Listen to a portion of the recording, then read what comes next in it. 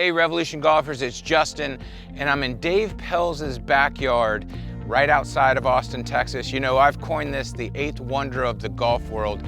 It is a short game paradise. And what we're gonna be bringing to you folks this week, it's called Wedge Week, and it's brought to you by Cleveland and the all-new CBX wedges. We're gonna be talking with Dave, and he's gonna be shooting us some exclusive tips on really how to improve your short game, but most importantly, your wedge play. He's going to be showing us how you can use 3 different wedges with 3 different swings to basically cover every single shot within 100 yards. You know, the game of golf comes down to scoring, and the wedge play is a really vital, important part of scoring better and having more fun and playing more consistent golf. So we'd like to thank our friends from Cleveland for allowing us to come to Dave Pelz's backyard to bring you guys these exclusive tips. This is going to be one awesome week. Stay tuned. Hi, I'm Dave Pelz. Welcome to Wedge Week presented by Cleveland Golf. I'm really excited to show you 2 things about your potential wedge game. First is how to control the distance, and second is this new set of wedges that I'm working with. I want to show you starting on how to control distance. You know, most swings in golf, you take the club back and you hit it as far as you can hit it. A 5-iron, a 2-iron, a 3-wood, a drive. You hit it within reasonable accuracy as hard as you can hit it, not with your wedges. Your wedges are less than a full swing, less than full power, and I want to show you something really interesting. If you can just develop your own rhythm with a wedge swing, just that rhythm right there, it's a natural swinging rhythm where your body turns with your shoulders, your lower body and your shoulders turn together and they swing. If you can develop a consistent rhythm that fits with your body and your personality, then the wedge game gets simpler. Depending on how far back you take the club, it determines how far the ball goes forward. Look, this is my 60-degree wedge, and if I take my power swing, hit it as far as I can hit it 100 yards. But I never do that on the golf course. The truth is, if I take this swing to where my hand is equal to my shoulder, in other words, the 9 o'clock position on a clock. Imagine this is the vertical, this is 12 o'clock, 6 o'clock is down at the ball. 9 o'clock's right there. If I take my backswing, half swing, right there, the ball will go half of the full swing distance. It'll go 50 yards instead of 100.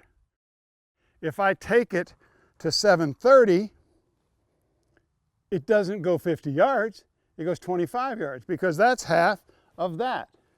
And isn't that interesting? If you take your hands to 10:30, which is about as far as you should ever swing with a wedge, it'll go 75% of the distance. Now look, I showed this to Tom Kite in 1979. Young Tom Kite had never won a tournament, but he's a very bright guy. He took to this system and perfected it. He did it better than anybody I had ever seen at the time. He was one of the first students that I happened to be fortunate enough to work with, and he became the best wedge player in the world for at least the next 10 years. He led the PGA Tour in birdies on par 5s when he couldn't even get to the par 5s in 2, most of them. Back in that day, he wasn't nearly as long as he is even today, and he couldn't get there on par 5s, but he was deadly with that wedge. Look, I want to show you something. 60-degree wedge. I'm just going to hit this shot, but I want to show you a little 7:30 swing.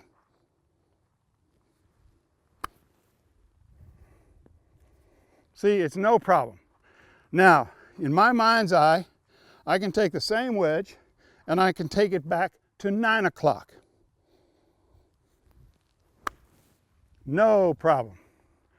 Now, that wasn't any harder for me than the 7:30, but it did go a different distance, I guarantee you.